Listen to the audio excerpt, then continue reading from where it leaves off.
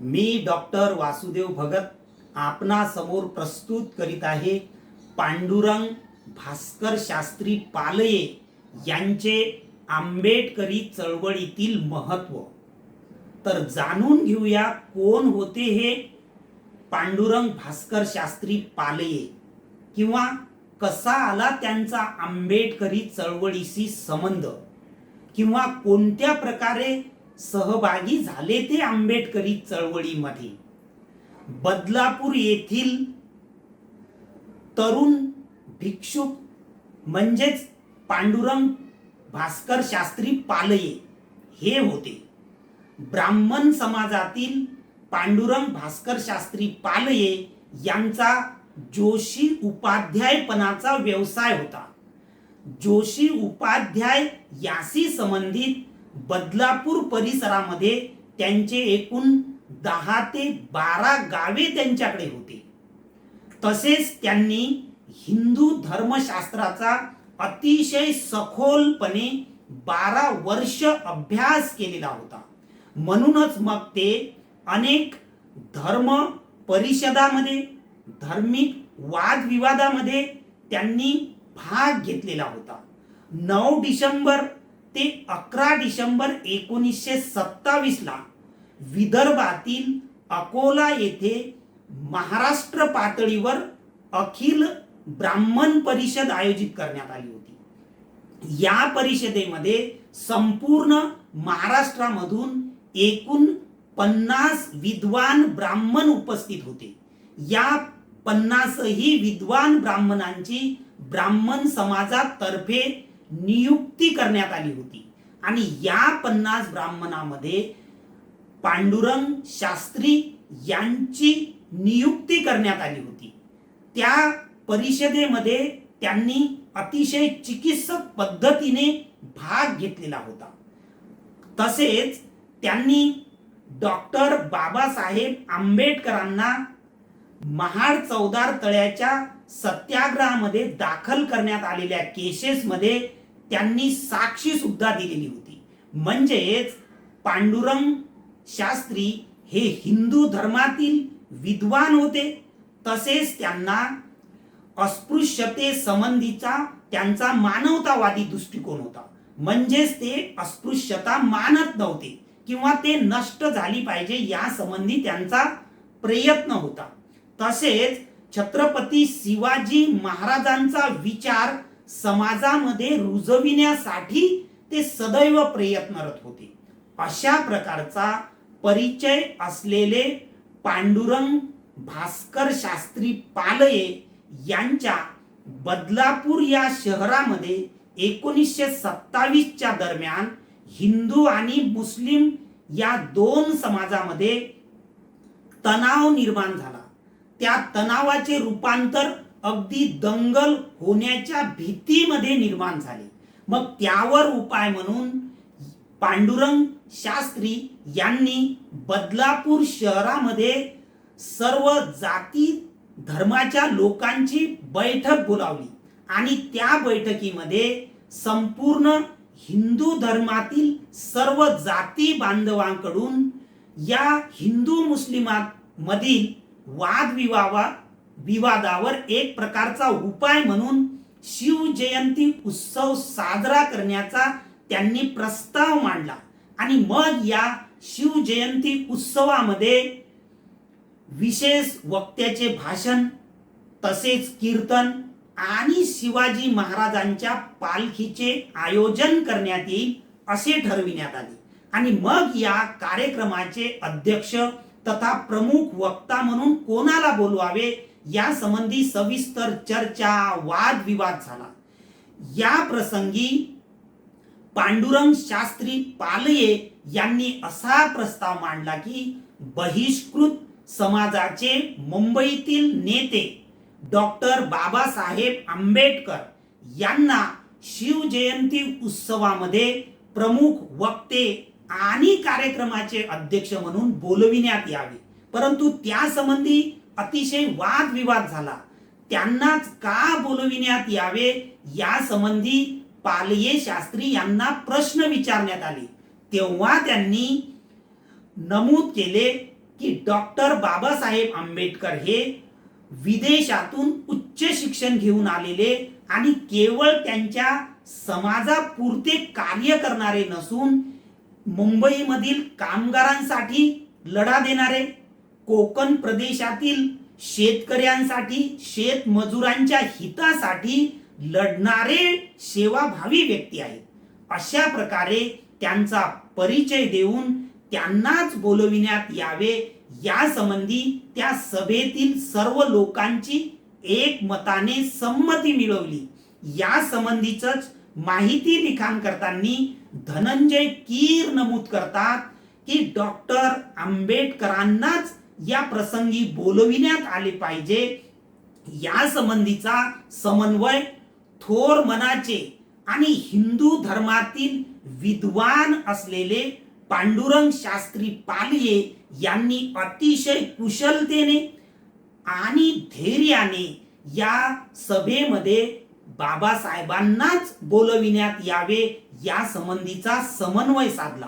आणि पालये यांचा प्रत्यक्ष डॉक्टर बाबासाहेब आंबेडकरांशी परिचय नव्हता, परंतु त्यांचे कार्य त्यांना माहीत होते आणि म्हणूनच मग त्यांनी डॉक्टर बाबासाहेब आंबेडकरांचे सहकारी देवराव नाईक यांच्याशी संपर्क साधून त्यांना शिवजयंती उत्सवासाठी येण्यासंबंधीचे निमंत्रण दिले आणि त्यासंबंधी ठरलेल्या तारखेनुसार 3 मे 1927 ला डॉक्टर बाबासाहेब आंबेडकर, त्यांचे सहकारी देवराव नाईक, गवी प्रधान, सीताराम शिवतरकर यांच्यासह सायंकाळी 6 वाजता डॉक्टर बाबासाहेब आंबेडकर आणि त्यांचे सहकारी बदलापूर येथे दाखल झाले.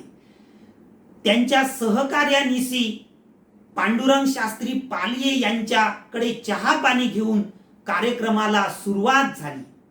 आणि सर्वप्रथम पालये शास्त्री यांनी डॉक्टर बाबासाहेब आंबेडकरांचा परिचय त्यांच्या प्रास्ताविकामध्ये देऊन त्यांच्या आगमनाप्रित्यर्थ बदलापूर वासियांतर्फे त्यांचे आभार मानले.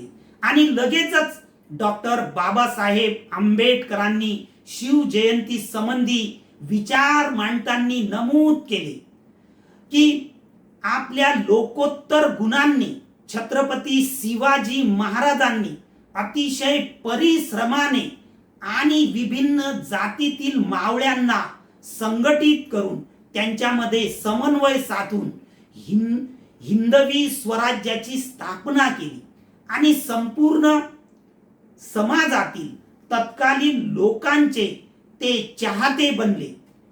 आणि म्हणूनच मग त्यांच्या राज्याला केवळ राजेशाही न म्हणता आज सुद्धा आपण शिवाजी महाराजांचे शासन, राज्यकारभार म्हणजेच लोकशाहीचे, लोक कल्याणाचे प्रतीक असल्याचे नमूद केले जाते. अशा प्रकारच्या आशयावर डॉक्टर बाबासाहेब आंबेडकरांनी जवळपास 1 तास भाषण केले. त्या भाषणामध्ये त्यांनी पुढे नमूद केले, अशाही छत्रपतींच्या राज्यकारभाराबद्दल त्यांच्या मधीलच काही लोकांनी वितुष्ट आणण्याचा प्रयत्न केला आणि म्हणूनच छत्रपतींच्या मृत्यूनंतर त्यांचे राज्य, त्यांच्या कारभारानंतर, त्यांच्या मृत्यूनंतर लोप पावल्याचे आपल्या लक्षात येते. छत्रपतींचे पुत्र संभाजी महाराज यांना फितुरीने पकडून देण्याचे कार्य आपल्यातीलच काही लोकांनी केले असे सुद्धा त्यांनी नमूद केले. म्हणून मग आजच्या या वर्तमान स्थितीतील नागरिकांनी, लोकांनी छत्रपती शिवाजी महाराजांच्या विचाराचे पाईक म्हणून, प्रचारक म्हणून आपण कोणत्याही प्रकारचा जातीभेद न पाळता समाजामध्ये समन्वय साधला पाहिजे अशा प्रकारे सुद्धा डॉक्टर बाबासाहेब आंबेडकर नमूद करतात. आणि पुढे ते सांगतात की छत्रपती शिवाजी महाराजांच्या विचारानुसार वाटचाल करण्यासाठी आपण त्यांच्या विचाराचा प्रचार केला पाहिजे असे ते नमूद करतात. आणि कार्यक्रमाच्या नंतर पालये शास्त्री यांच्याकडे त्यांचं भोजन होते. त्यानंतर कीर्तनाचा कार्यक्रम होतो, त्या कीर्तनामध्ये सर्व जाती धर्माचे लोक सहभागी होतात. त्याही नंतर बाबासाहेबांच्या नेतृत्वात छत्रपती शिवाजी महाराजांच्या पालखीची संपूर्ण बदलापूर शहराला प्रदक्षिणा होते. अशा प्रकारचा हा कार्यक्रम पांडुरंग शास्त्री पालये यांच्या मार्गदर्शनात, त्यांच्या सहकार्यात, त्यांच्या पुढाकारात घेण्यात येतो. एक जोशी उपाध्यायपणाचे कार्य करणारे ब्राह्मण व्यक्ती अशा प्रकारचा समन्वय साधतात. डॉक्टर बाबासाहेब आंबेडकर आणि त्यांच्या सहकार्यांना त्यांच्या घरी नेऊन त्यांचं भोजन, त्यांचा सत्कार करतात. अशा प्रकारची माहिती स्वतः डॉक्टर बाबासाहेब आंबेडकरांनी त्यांचे नियतकालिक बहिष्कृत भारत यामध्ये सुद्धा नमूद केलेली आहे. या संबंधीचा वृत्तांत धनंजय कीर आणि भवानराव खैरमोडे यांनी सुद्धा त्यांच्या ग्रंथामध्ये नमूद केलेला आहे. आणि मग तेव्हापासून डॉक्टर बाबासाहेब आंबेडकर आणि पालये शास्त्री यांच्यामध्ये एक प्रकारचे मित्रत्वाचे संबंध निर्माण झालेले होते. पुढे मग दुसऱ्या सत्याग्रहानंतर बाबासाहेब आणि त्यांच्या सहकार्यावर महाड येथील उच्चवर्णीयांकडून केसेस दाखल करण्यात येते. ही केसेस जिंकण्यासाठी बाबासाहेबांना हिंदू धर्मातील उच्चवर्णीयांची साक्षी महत्वाची असते.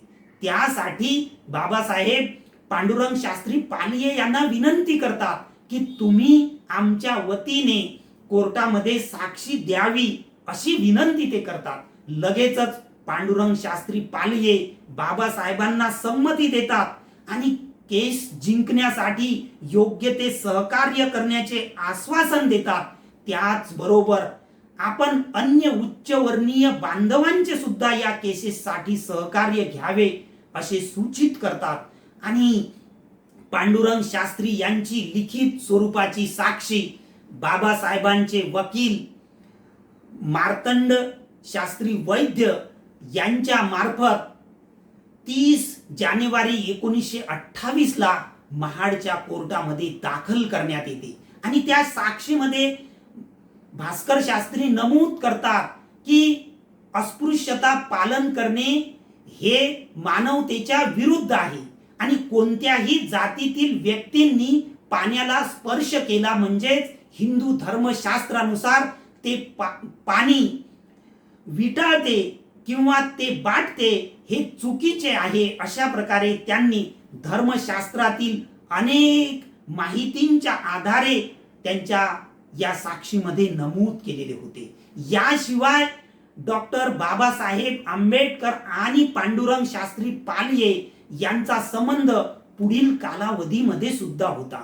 कारण ही केसेस महाड नंतर जिल्हा सत्र न्यायालय आणि त्यानंतर बॉम्बे हाय कोर्ट मध्ये अशा प्रकारे 1927 ते 1937 अशी 10 वर्ष चालली होती. आणि या 10 वर्षाच्या कालावधीमध्ये पांडुरंग शास्त्री पालये यांनी डॉक्टर बाबासाहेब आंबेडकरांना संपूर्ण सहकार्य केलेले होते.